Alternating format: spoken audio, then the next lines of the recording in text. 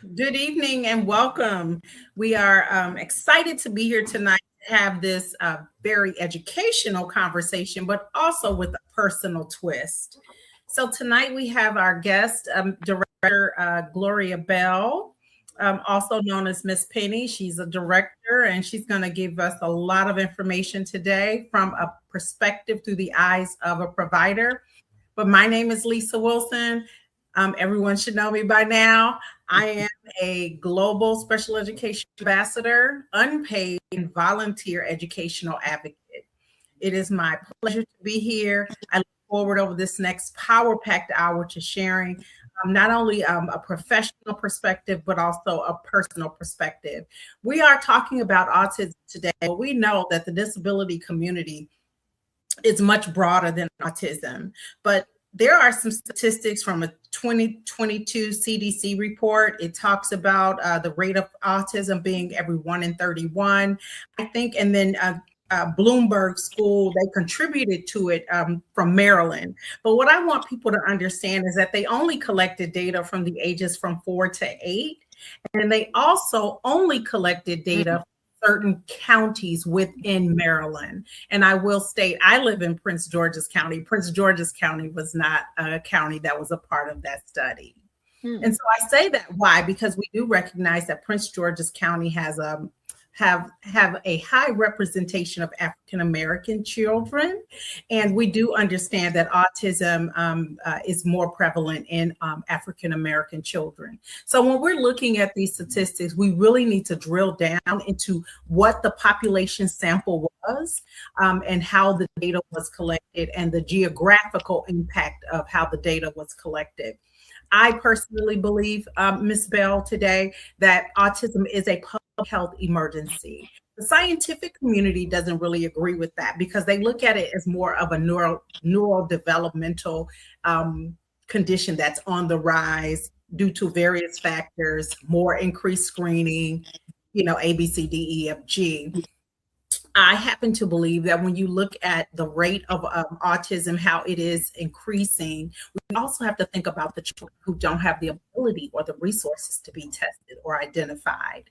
The school may not be competent enough to identify them. So we're talking about millions of children that are impacted by this condition. And as we say, disabled children become disabled adults. What are we on the other side of this advocacy we're championing as advocates? What are we going to do to help the world be ready for this population?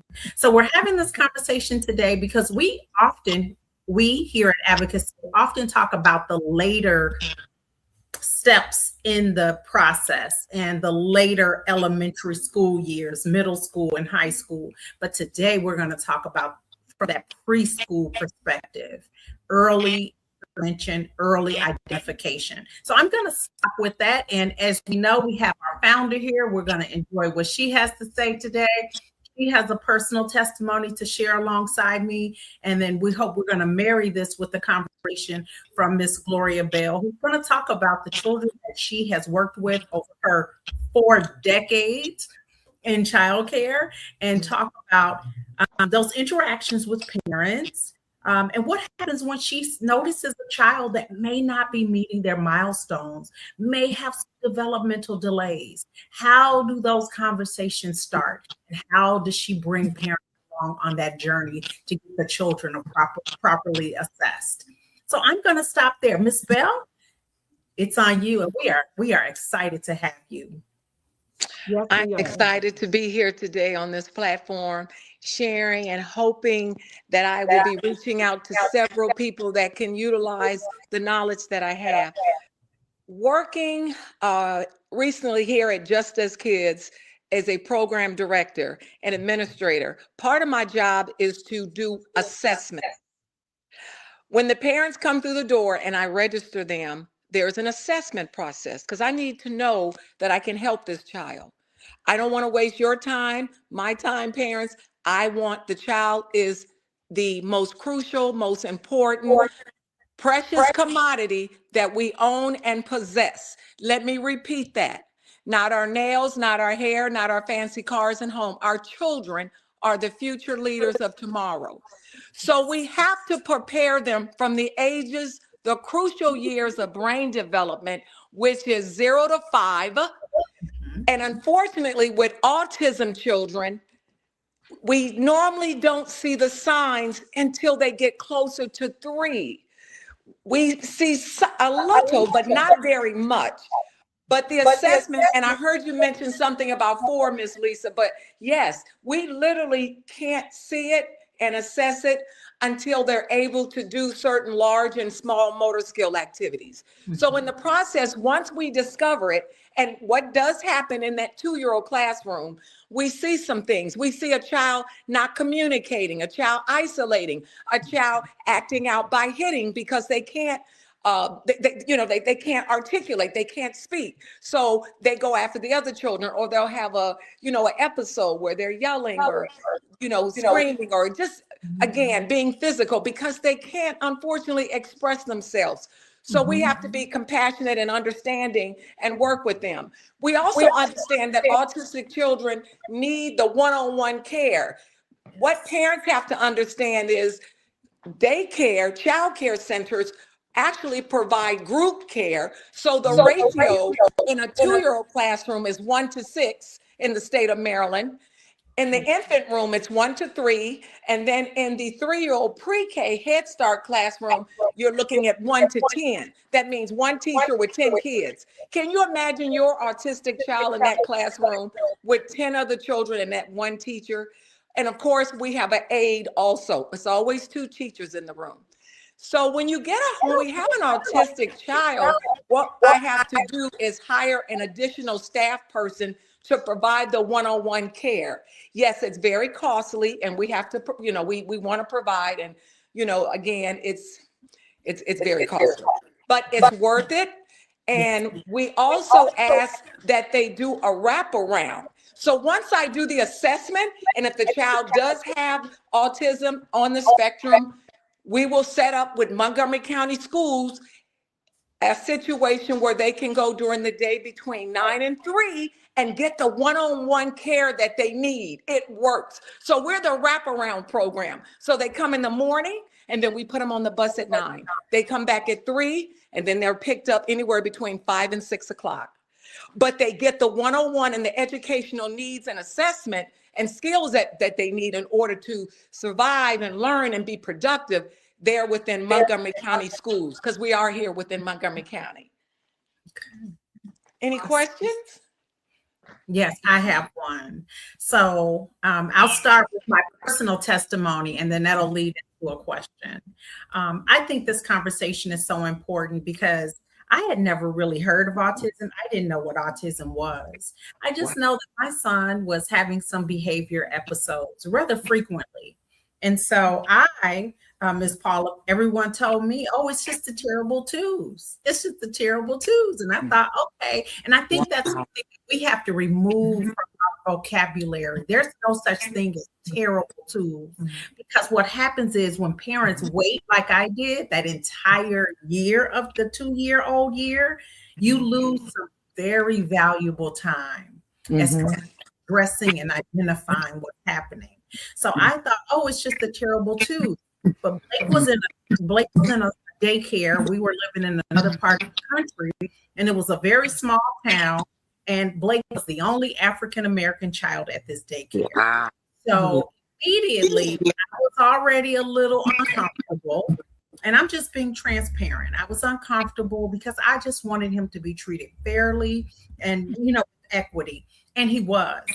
But one day, when it was time for him to go into the 3-year-old, the owner, the director of the child care center, she pulled me to the side. And I'll never forget this day because we stepped in the hall, but there was like an old piano. It was like in a church basement, an old piano or some large structure. And she stepped behind it. She said, I want to talk to you about something. And I'm thinking, okay, let's talk. I have no idea what's getting ready to come out of her mouth. She says, have you ever thought about getting him tested? And I thought, tested for what? Because I'm a second-time mom. First child was typically developing, never even heard of anything. I thought my first emotional reaction, they're discriminating against Blake. They're treating him differently because he's Black. Mm-hmm, mm-hmm. Do you know what I did? I went home, I got on the computer, and we were living in Iowa. And I found the Mayo Clinic in Rochester, Minnesota, which was a 4-hour drive from my door. This was in January, right after Blake turned 3. And my sister and I were able to get up there for a weeks-long appointment. End of that appointment, and all the providers that kept saying, "Oh, he's so difficult to diagnose. He's hugging, he's looking at us." I remember there was some things that he felt. For example, he was in a situation where he had play dishes in front of him, and the expectation is that you pick up, like you're going to have a meal, that you pick up the cup and you pretend to drink.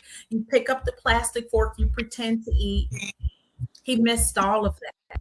He completely did not engage. That was one of the parts of the test. But at the end of that week, they told me that Blake was autistic.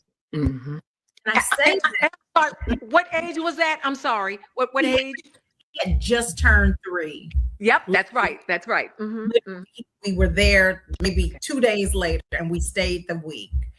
And I say that to wrap the story back around, because had and I can't think of her name right now, it's escaping me, had the director not confronted me, and I don't mean in a negative way, but just had the courage and the umption to say, I have to communicate to this mother that I see something and she is concerned.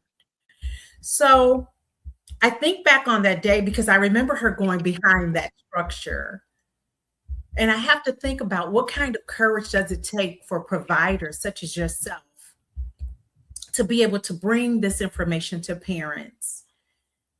We're concerned about your own physical safety, not really knowing how people are going to receive it, because people receive this information differently.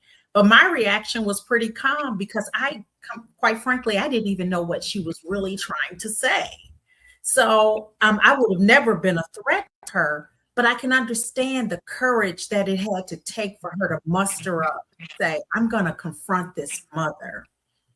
And just understand, one of the reasons why she did that is because we are literally binding child care providers / child care advocates. We understand that I have to tell my staff on a regular basis, I love and adore you guys. I see the wonderful job and love and dedication you give, but the children are a priority. It doesn't say adult care, it says child care. So it is our due diligence to come to you and say, hey, we have a situation, because we understand as providers that it takes, and by the way, professional providers, because we are trained in the field of early childhood education, but it takes a village. African proverbs, it takes a village to raise children.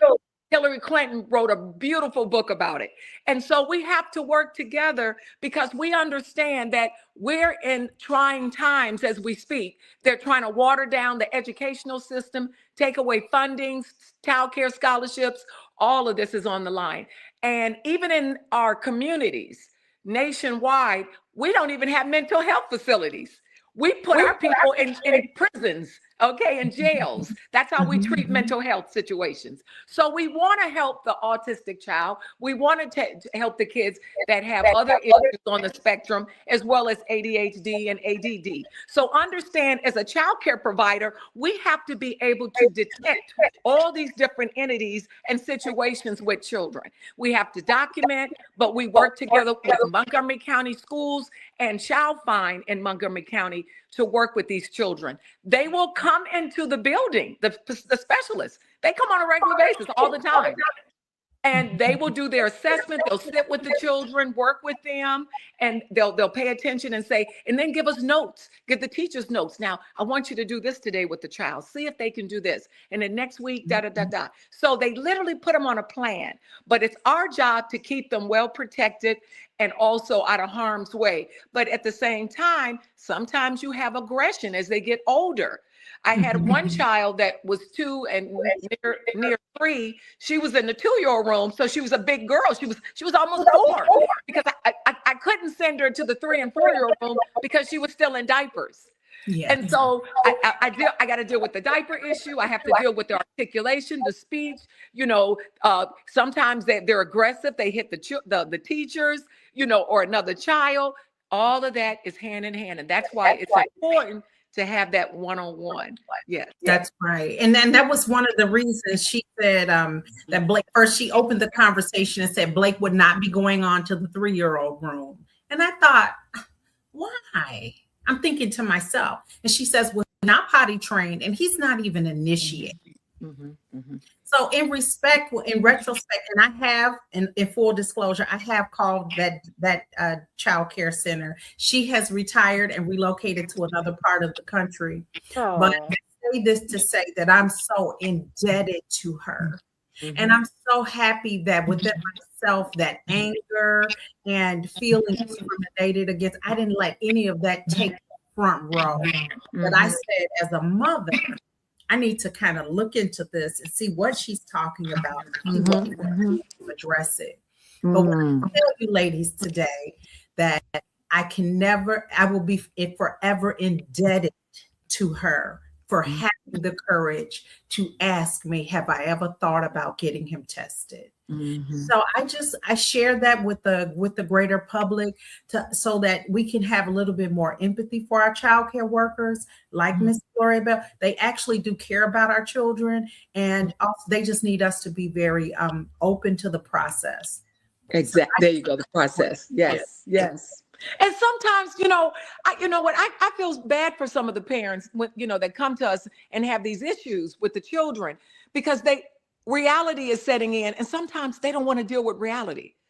And the beautiful part of it is, I will say this, that the one parent that I was speaking of, oh God, little Divine, her mother just had another baby.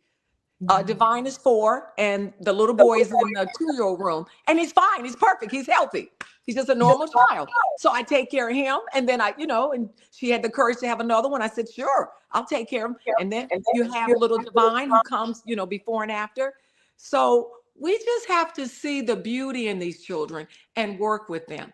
And, again, they need boundaries. And as they get older, understand small problems are little problems. As they get bigger, it gets a little more challenging. So that's why we have to deal with it at an early stage. Yes. All right. Paula, you can come on in here and get right in, because we all have a different perspective. And so my perspective is that Blake, I didn't know until he was 3. Right. And because he doesn't wear his disability, it was very difficult for me to get to that, to get to that point of discovery. So I would like for Paula to just share with us that early, the beginning of the process. And how do we just commit to staying the course? How do we reach deep down and we say, thank you, God, this is what you gave me, and I am going forward. And I appreciate it. Thank you, Lisa. And I thank you, Miss Penny, for joining us, because I do think this is a very, very important conversation. And since the time that we decided to do this show, I have attended 2 seminars. Well, one seminar, and then I saw a show yesterday about sensory needs. And it was really, really good on Hulu. So if people have not seen that, I would say please go see that, because it was really good. And I think Spike Lee directed it. This was my first time coming across it. But I've had, as most people know, I have 2 kids with 2 different needs. Morgan wore her disability. And I will say this, Miss Penny, when I got pregnant with Morgan, and they did the sonogram. Now, before Morgan, and I'm just being as transparent as possible, I don't know if everybody knows this, but I had a miscarriage. My grandmother was dying. It was very hard for me, and I wanted to be in the room with her when she was passing away. And she was in hospice, and she stopped breathing, and I didn't realize how traumatic it was for me.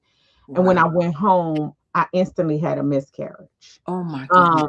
And I did not I was so focused on my grandmother passing away that I really did not. I was just like, okay, I went to the hospital. They did not see anything in the side. They didn't do a DNC. And so my thing was, okay, let me now, that's over with. Let me go and deal with my grandmother's death because by that time she had died. Um, and I got pregnant right behind. The doctor did not see the need to do a DNC. And again, this being my first um loss, I didn't even, I've heard of DNCs over the years, but I didn't know what it was.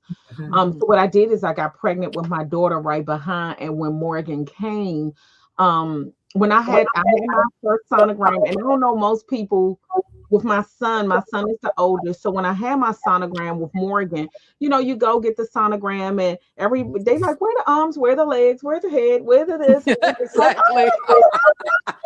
you know, The heart, all of that. Yeah, yeah. I did not, this time it was different. It was heart-wrenching because I had the person doing the sonogram, the technician, when she was going through the different parts, she was like, let me go get the doctor. And my heart sank. I didn't even consider, that something could be wrong. So when the doctor came back, um, I can't remember. They were having like a discussion somewhere in front of me, but I kind of figured, I was like, something's not right. So when I left, they wanted me to go see another doctor. And I went to see a doctor at GW. Now during this time, I had not bought anything all this time. I hadn't bought anything for my daughter after that appointment because I went from something is wrong to my child is going to be dead. It was such a it was a range of emotions. Of course, I was crying. It was everything. I mean, because nobody expects to hear that something could be wrong with your child. So I went to see the doctor at GW, and what they said was based off of her brain that she could have hydrocephalus. I didn't even know what that was. But when I went to GW, he was like, he said, based off the measurements, I don't see where this is going to be a big deal. So I'm like, oh, he gave me hope. So right after that appointment, I believe I was 4 months, 4.5 months or something. I had done nothing to her room. I had bought nothing. I did nothing because I was afraid. And GW was downtown, and they had a Gap Kids downtown. And I went in there after I had that appointment with him because he said, well, if you want, you can go do an amnio. I was like, I'm not doing that. But after that appointment, it was the first time I bought something for my daughter. I went and bought an outfit because he said, I don't see anything wrong. And to this day, he does have a mild case of hydrocephalus. He's never had to get a shunt. But naturally, when she was born, they were focused more on that. And they had done the blood, you do blood work to see if your child has Down syndrome. And again, I keep telling people, I learned that Down syndrome is one of many genetic disorders. There are hundreds of genetic disorders. And I say that because you have 23 chromosomes from your mother, 23 from your father. If you get 23 and a half, if anything outside of 46, whether it's deficient or whether it's more, there's going to be some type of genetic disorder. And Megan was born with a genetic disorder. Once they did the test with the Down syndrome and everything, I was like, oh, good. I was born in the house. I had seen the GW doctor, they had did the test with the, Down syndrome. And I was like, okay, I'm good. Needless to say, when they took me in to have Morgan, I was afraid. I will never forget, it was on Sunday. Because they had to take her by C-section. And when they took her out and they said she was 4 pounds, 12 ounces, I knew something was wrong. I didn't know what. I didn't. And that night that I was laying in the room waiting for the doctor to come and see me, I didn't know the doctor was going to come and see me, but I knew in my mind something was wrong. When they said 4 pounds, 12 ounces, I just couldn't shake it. And that night I didn't sleep. And the next thing I know, my doctor came in the room and I was waiting for him. And that's when they just said, we got to run all types of tests. She wasn't crying. It was so many. Oh, yeah, they come in crying. Yes. And it was a range of emotions for me. And yeah, I get when people say, it's, and I'm just bringing about emotions, but I get when people say, It's okay. don't feel bad if you have a child with a disability. But when all you hear about is the bouncing babies and the milestones, and then you get thrown a curve where you don't know what to expect, it's scary. It's scary. And for me, for years, I don't think I'm sorry. It's just going back through that period. It was very emotional. Can I ask you ladies a question? Because I see, I feel for the mothers. And Yeah. I say, I see the hurt, the pain. I feel like they carry guilt. They feel, Mhm. they blame themselves. They just, oh, Mhm. You it's so do. painful. It's like, what did I do? And that's why I try to be as compassionate, because you don't know. It could be you, Gloria. It could be anybody. They didn't ask for this. It's something that just happened. And everything that I've dealt with and with Morgan is where my tears came from at the beginning. Hmm. The lack of understanding when she would go to the school, the way she was treated. I don't think, and I'm gonna speak for myself, I never think that of course I didn't want a child with a disability, but I think once she came, you're gonna love your child, but it's what your child has to face in this world. It's Yes. scary. And when she went to school, it was the not moving her forward and seeing everybody pass. It wasn't just that, it was me paying a higher rate for years. And it's almost like a penalty because she was born with a disability and she didn't get potty trained like everybody else. So what I did was see everybody else passing her Mhm. and me constantly being stuck with a high bill. And when you think about it, it's almost like we are being penalized for having a special needs individual. And at the time she was going to a daycare, and I wrote a letter. I wrote a letter that was the beginning of my letter writing. And I said, my daughter has a disability. So what if to this day she's not fully potty trained? So does that mean that I'm going to stay in this room and continue to pay the higher rate forever? Wow, It's that's not fair. fair.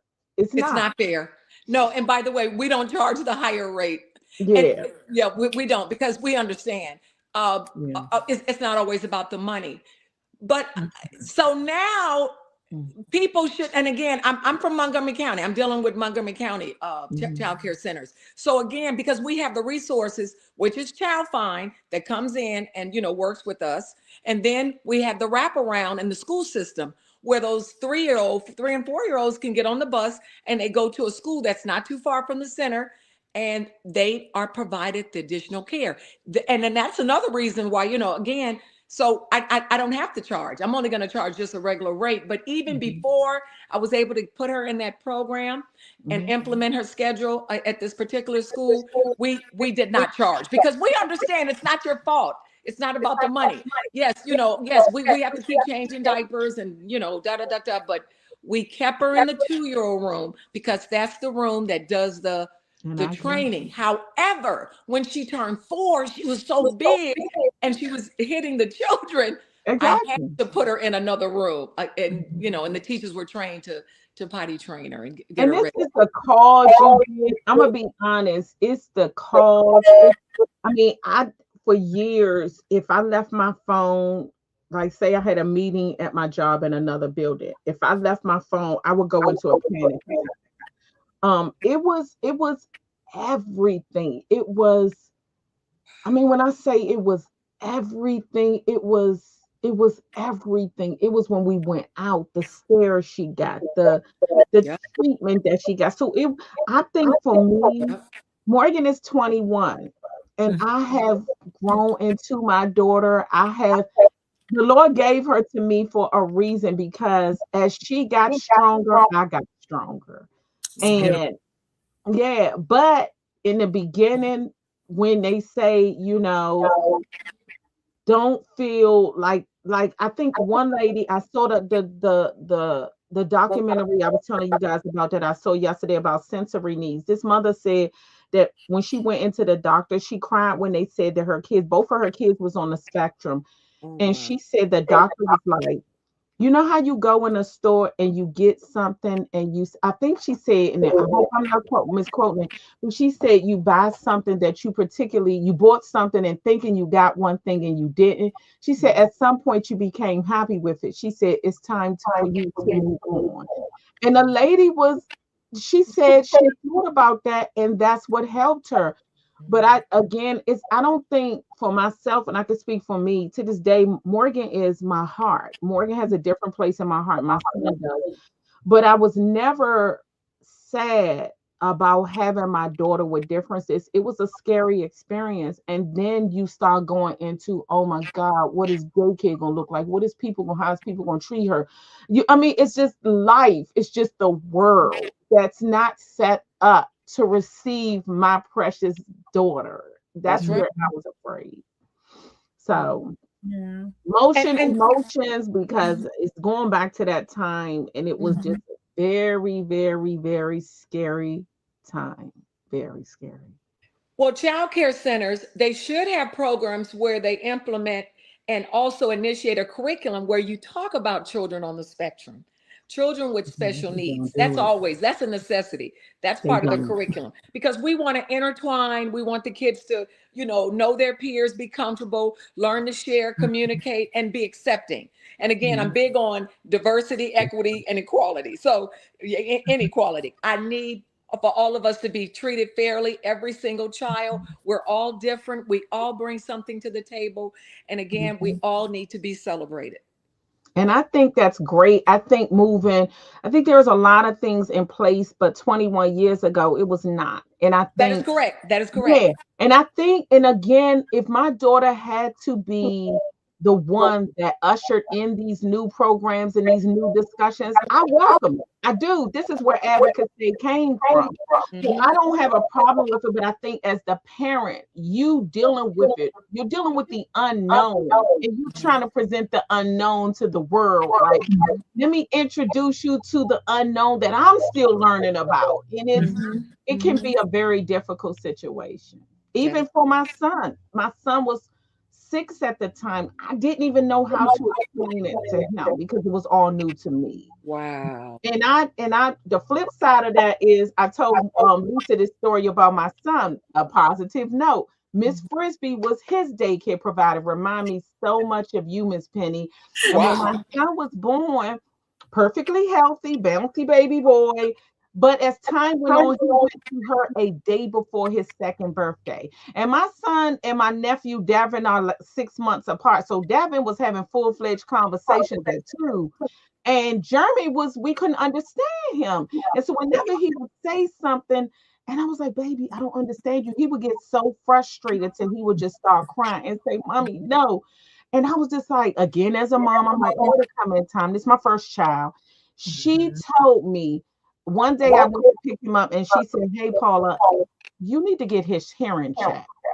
And I knew something wasn't, I was just like, okay, but I don't really understand him. But I'm thinking that's going to keep coming in time. And they say you don't compare kids, don't compare your nephew with Jeremy. When I left that daycare that day, I boohooed like a baby because at that point the light switch had come on, and it's like there is something going on and you didn't know it, but Miss Frisbee told you, you respect her, you love her, it's time for you to take action. When I went, I took him to the doctor, immediately made an ear appointment, took him to the doctor. They found that he had fluid in his ears. Wow. And as a result, once he got the tubes in, it was like a light switch went off. He looked like, you could understand everything. And I say that to say, having that good child care Yes. provider that you trust and respect could be the difference in your child night and day. That's right. Their future. They're in that building. We open at 7 and close at 6:30. That's almost a 12-hour day. We are on it. You have to be on it. And you really have to love what you're doing and Yes. care for the kids. And when I see the families continuously come back every year, the mamas have babies. And I wake up one day and I'm like, oh my God, I've taken care of 3 or 4 or 5 of these kids in one family. You know you're doing the right thing. You want to be a positive light in someone's life. We see, and just think about it. The Bible says 2 is better than 1. So I tell people, you know what? I don't always have all the answers. I like having a second opinion. So I'll go to my assistant director. I'll go to my partner and say, hey, what do you think about this? What do you know? That, and she'll give me a twist. So again, we want to hear from you all. We want to hear. We want to work with you. We want to hear, and we want to be a helpmate. Now, Ms. Penny, real quick, I would love to ask, have you ever had to tell a parent firsthand that you see something, not even just autism, just anything, that you see a little something different and that you put them, you advise them to go see their doctor to discuss something that they may not have expected to hear? I shouldn't say all the time. And how does it go? More times than I care to discuss. So, okay, and you guys are correct. Just for your edification, you're right. After COVID, whoa, what happened after COVID? COVID hit in 20 or 21. Oh, it escalated. Autism escalated. It went up. We were trying to figure it out. We were like, it's because the parents were at home, with the pregnancies. We couldn't figure it out. But again, we are here to work with you all. If we see a situation, yes, sometimes, and the parents will sometimes break down in front of me. And I just, I hug them. I say, listen, we're here for you. We're not going to put your child out. We're not going to run away. No, we want to be there to support you. So, Ms. Armstrong, did I answer your question? Miss Armstrong, did I answer your question? You did, but like Lisa said, I know we can we just take one situation? We don't have to mention anybody's name. We don't want to do that. But can you take one scenario and tell us how you had to deliver that information, and then how did the parent react? Okay, good point. Good point. I'm sorry, Miss Lisa. Okay, so everyone is different, and you have to understand that, Gloria. So you go to them and you gently, not abruptly. And the first thing I do, I give them wonderful accolades, the kids. I like the way they do this. I like the way they do this. I like the way they say this. However, Ms. Smith, I think we have an issue. I think it is time for us to get an assessment because there may be something here. And I never tell them what it is. I never say, I think it's autism. I think it's this. No, because I'm not a doctor. So because I'm not the specialist, but I can recognize and see, and 99.9% of the time I'm correct, but that's not the point. The point is I need you to go get a real assessment. And once they do that, and of course some of them are teary-eyed, some of them are some of them are offended. Everybody's different, but you just have to be as gentle. And you say to them, we're here to help you. We're not here to walk away. We're not going to leave. We're not going to put them out. You just need to know this is something that has to be done, and it's going to help you and your child in the long run. Mm-hmm. That's so beautiful. Yeah. So Miss Lisa, did I help you there?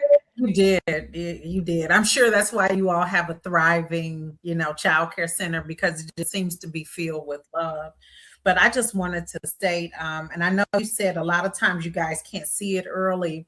I have worked with a family, and the second child came. The first child, there was some observations. The second child came because I have worked so closely with the mother on the first child. She was able to start paying attention to that newborn baby, and she was able to see things that caught her attention. Yes. She was able to use all the tools and strategies that I had given her. She was able to go to her doctor and say, I'm concerned. And at 2 years old, he received his diagnosis. It was during COVID, so a lot of it was doing virtual, but they were trying to get him to do different things. And of course, he wasn't responding.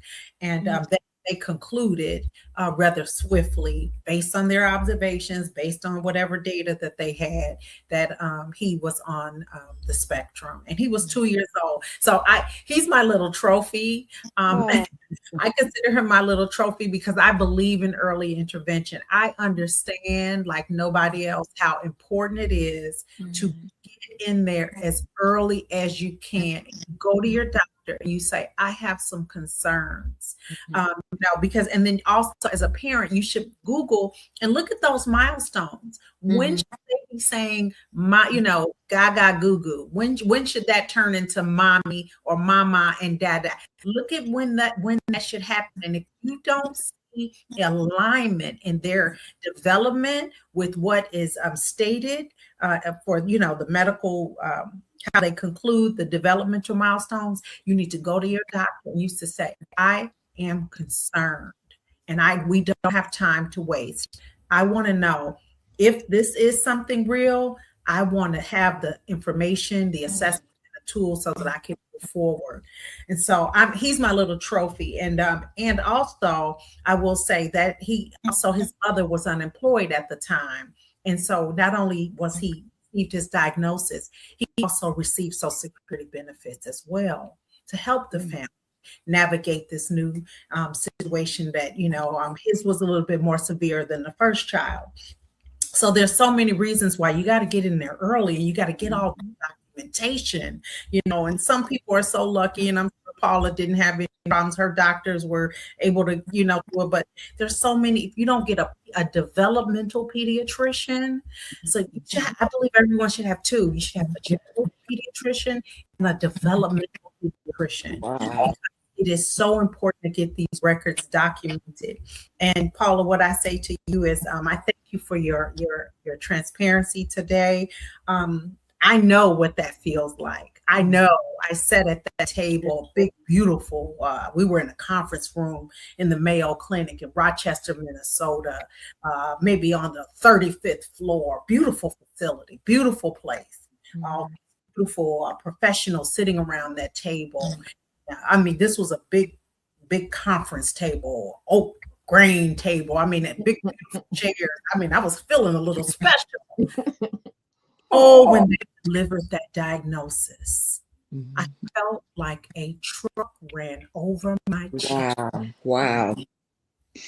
And so I that to say that many people see me today in my advocacy role, and that's for my own child prominently, and then for other children.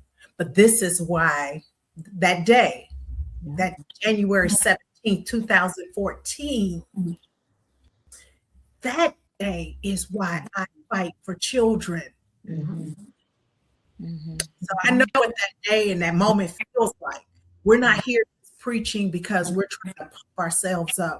We're trying to educate parents to take action early as possible. We'll be here for you on the other end when it's time to do the educational advocacy. The parents to be that first advocate to say, I will make sure that everything's okay. Have those hard conversations with your doctors. So I just had to share that.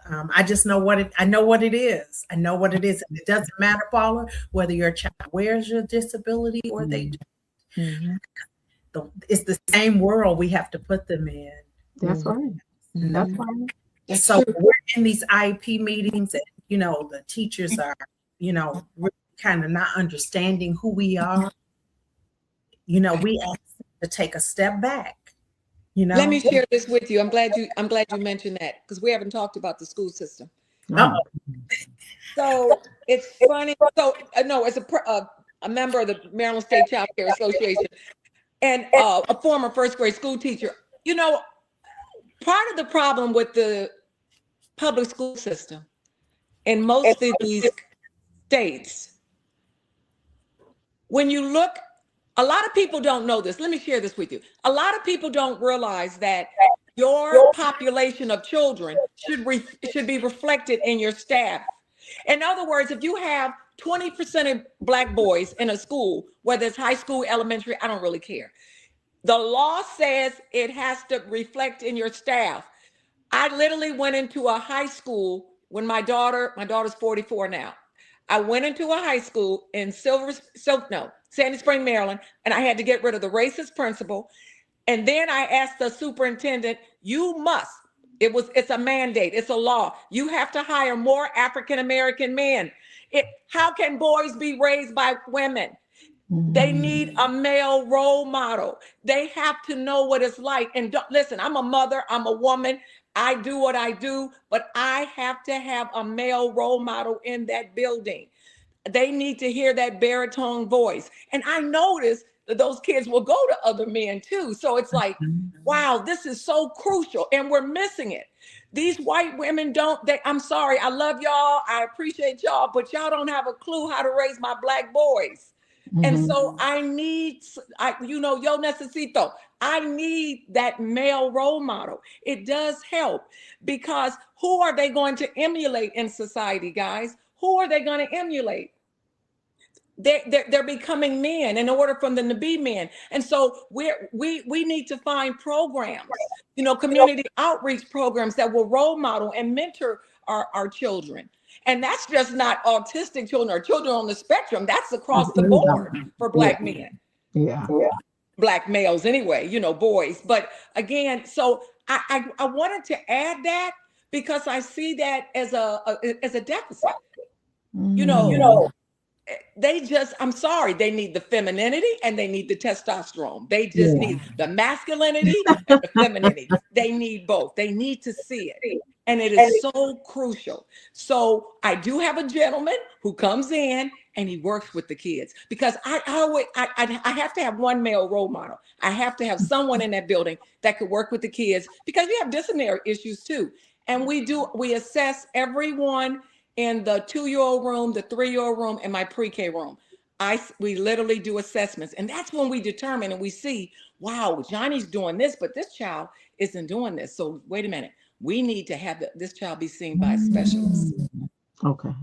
So and it's my hope that superintendents are in our audience and have an opportunity to hear what the information we're communicating from the parent perspective, but also from the early childhood perspective, because you're right.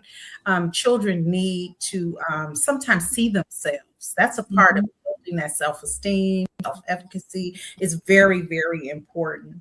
But it's just been a delightful conversation today. I just hope that we touch someone. And there is another advocate, Miss Alita Jaree Carter. She always says that we're not here just advocating for our children or the children that are beside our children. She's advocating for children that are still in the womb of parents. That is correct. That is correct. Yes, yes. And so that's really where advocacy, our hearts are. We just want to help one family at a time. If we could just bring them along to understand that this advocacy journey, it starts early, but I guarantee you, we're here for you. If you need us, we're here for you. We will get on the IAP meeting. Yes. We will give resources. We will share. We will do whatever we can to bring families together. Now, I do want to ask, could you tell us a little bit more, Ms. Penny, about the wraparound programs? Because I think people need to have an understanding of what they are. This is fairly new to me. I've never heard of that. So, yeah, can you tell us a little bit more about that? Okay. And by the way, Ms. Bell is very big on diversity. I wanted to share that. That is so important. I just believe that this country is in what we call a dilemma, a crisis. But again, I want my children to know that everybody doesn't have brown skin. Everybody doesn't have black skin, so it's very inclusive. Every rainbow nationality is in that center. And do you know my staff? I have every nationality that serves these children. I have Muslims, I have Buddhists, I have Christians, I have Catholics, I have Black, I have white, I have brown, Hispanic, Asians, Indians, you name it, and African Americans and Africans. Right. Because kids need to see that we all matter. We all matter. And it teaches them to respect everybody. I love that. Because if you do just see Blacks or the brown skin. When you go out and you see the pale skin or it's like it's a learning curve, and you've been almost taught that these people don't matter. So that's very important. I love It's so, that. I need to see a rainbow coalition of babies. I need to see a rainbow coalition of families that come through that door, the staff. It has to be indicative of the United States of America. I agree. And I so agree. I will not work in an all black center. I will not work in an all white center. I will not work in an all Spanish. It has to have diversity because children need to see that I and, love it. and be accepting. We have to be accepting. And when we don't, and what happens when people don't understand a child or they're acting out, they don't have the patience or whatever. No, we have to take the time and love on each and every child as individuals and understand that each child is different, unique, extraordinary in their own way. I love it because if you do teach that, and I think studies have shown that when you introduce this at the kid level, you won't have ignorant adults. Exactly. Mhm. There you Yeah, go. so I think that's very important. I do. Yeah. Yes, I agree. I agree, Miss Paula. Yes. So what I asked about too is the wraparound programs. Like if I Wrap around. come in, yeah, for like Morgan, how Okay. would you if I brought her to your center today? And first of all, Morgan wears her disability. Okay. You wouldn't turn her away, or even if she didn't wear her disability and she was diagnosed with something, tell me how that would look like in that wraparound scenario. Okay. And I'm sorry, how old is Morgan? Morgan's 21, honey. She about to Okay. graduate. That's what I thought. That's what I thought. And she's doing well. And she's doing well. Okay. So wraparound is okay. Again, a good example is my 4-year-old. She comes in at 8 o'clock. She gets on the bus at 9. She goes to public school for a class with children in autism, and she's back at 3. The public school bus, I don't pay a dollar. The parents don't pay a dollar. The county bus, public school bus, Montgomery County, picks her up and brings her back. So when we say wraparound, we provide the before and after care in the wraparound, and the school provides the core, which is the 9 to 3 educational curriculum. Now, is that early intervention for her at that Yes, age, correct? Okay, yes, that's what I because want parents to understand too. Also, I know when I used to take Jeremy early and I wanted him to get in schooling, and again, I was clueless, and they were like, "No, we reserve those for kids under, I think, where people's salaries are not allowed, and then for our special needs for early intervention." Some people get very upset about that, but as years went on, I understood that Morgan was one of the people that was going to take one of those spots. So early intervention is a whole nother situation. Each county, from my understanding, should have that, and I think most states have it. So if your child is deemed, I think they go to school at 5, if I'm not Mhm. mistaken, Miss yes, Penny. yeah, Okay, as early as 5. okay. So early intervention gets them in at what age? Early intervention, the earliest is 3. Okay, great. Yeah, because we had to wait for her to turn 3. Yeah, we had to wait for her to turn 3. Okay. Yeah, she's So my that's most recent important. situation. That's important information with most parents. I know sometimes you would get them in a daycare center and you're just so comfortable with them there. You're like, they don't need to go to school. But that early intervention is so Yes. important. It's very important. Because 0 to 5 are the crucial years of brain development. The Yeah. brain is still developing. So Yeah. we had to go to the public school system, Maryland, Montgomery County Public Schools, and testify in a hearing and explain to them we need additional funding. We are important too. I know I know the schools are important, but do you realize the job that we do from infant to 6 years of age, which is the crucial years of brain development? So we Mhm. teach also. We aren't babysitters. We literally teach. And we That's right. have an educational curriculum, Head Start and pre-K. The University of Maryland provides the Head Start program. Montgomery County provides the pre-K program. Wow. Oh my gosh, that is Mhm. awesome. That is awesome. And another thing I would want to emphasize is parents don't get used to or don't get comfortable with your child going somewhere where there is no curriculum. I'm glad you said that, Miss Penny, because I think that sometimes we get comfortable with the fact that, oh, these people treat Morgan good Right. and it's a safe environment. But at the same time, your child needs to be learning. I Mhm. don't care what disability they have, they are able to learn. So please get them somewhere where there is a curriculum, and that school or that daycare should be telling you what that curriculum is. That is correct. So by Mhm. law, we post the curriculum, the weekly curriculum. I do the calendar, the curriculum calendar, which covers the entire building, all 5 classrooms. And then the teachers have to do their lesson plans. That's required by law. Okay. Licensing requires that. We're under the umbrella of Maryland Department of Education and of the Office of Child Care. So licensing will come and inspect. You have to post your food, what you give them, the curriculum, all that. We have a system called ProCare. Parents go in, they can see pictures, live stream of the kids interacting. All of that information is in there. I do a newsletter educating them. I want to see our kids succeed. We want to see each and every one. And Beautiful. we realize each child is different. Every child they learn, boys learn differently than girls, okay? Mhm. A lot of people don't understand that. So you have to be patient with, particularly our little African American boys. You Yes. know, eh, they're different. And so we have to give them that one-on-one that they need. That's Oh my beautiful. God. I think, It's Paula, so one of the beautiful. things that I've gathered from our conversation here today is that Miss Bell talked about it. Child Find. Child Find is a part of IDEA, the law, the federal law that governs special education, and so we should probably try to identify someone in Child Find to That would maybe be do a awesome. presentation to kind of piggyback on this early That would be intervention great. Hmm. That because would be. Blake had an opportunity to go to the Early Childhood Center. They call it the ECC. At 3 years old, he went half a day with door-to-door bus service, and then at 4 years old, he went a full day with door-to-door bus service. Then he went into kindergarten that following year, and I believe it made a difference. I mean, we still have some deficits, but I think about if he didn't have those opportunities, where Would would have we been be? more. And I think when I looked at Child Find, I will be honest again, Morgan's 21. I didn't find that help.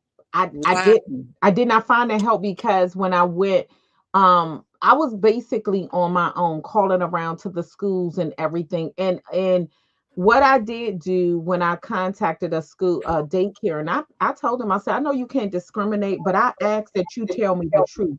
If you cannot accommodate my daughter, please don't take her. And I will never forget one of the things the guy he told me, he said, I want to be honest. He said, we can't. I said, thank you. But Child Find during that time was not something that was helpful to me. When I went there, I did not find anything that I felt like would work for Morgan. At 3 years So, old, at 3, yeah. yeah. Well, Paula, the state is mandated to identify children That's right. for Hmm. Well, I assessment. can tell you They're this. mandated. I can tell you You should this. you should not have been chasing them. They should have been chasing you. Well, they didn't. They didn't. And these are things that, again, like I talked about ABA and all of these things when it came to my daughter. Morgan is just starting to get ABA at 21. You know, a lot of things for me, What? it was not an easy, there were wait lists. Every time I went somewhere, there was a wait list. There was a wait list of hundreds of people. And to this day, some of the places that she was on a wait list for never called me.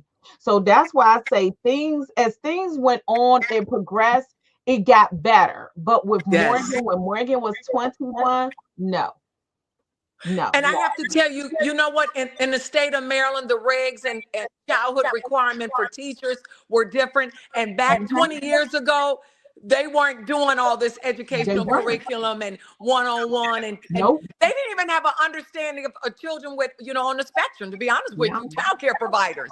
It Yeah. was totally different. I mean, I was out to sea by myself, and I promise you, and it was a lot of the times at the end of the day, I was in tears because it let me know that again, I did not shed tears because I had a disabled daughter. I shed tears because I did not know of services that was out there. And when Morgan came about, it was none. I'm telling you, it was just it was a totally different world. What I see now is great, but it was not like that when Morgan was born. It was not. So yeah. We have to stand up and fight for our children. Yeah. Not settle for less. And again, like Lisa said, we have to do the research because there are programs out there, private funding, federal funding, dollars, and we have to tap into them. This has been awesome. I tell y'all, I'm serious. I wish, again, my son always says, Mom, if it was an advocacy when you had Morgan, it wouldn't have been as hard. And what I say is, I didn't know how I was going to do it. I didn't know if I was going to stand out on a corner and just give information out. And again, I don't even know everything, but I wanted what I went through with my daughter, I didn't want anybody else to go through. And that's where advocacy came from. And like I tell people, say is emphasized because there needs to be more conversations, there needs to be more information. Because a lot of parents don't know. And I heard so many people say, that don't make no sense. That parent is this and that parent is that. They doing that with their special needs. I said, you haven't been there. You ain't been there. So until you walked in that shoe, when you've had a boatload of perfectly healthy kids, you can't talk to me about Morgan. You can't talk to me about the days that I was so tired that I was ready to drop my child off somewhere. Nobody could have ever told me I would have done that. But because I felt alone and because there was nobody and nothing there to help me, and then I was a single parent. I became a divorced during that time. People can say one thing, unless you're in it, you can't tell somebody anything. That is true. Oh, and it you were was by going the grace of God that I made it through with my daughter. It was. Praise the Lord. Praise Him.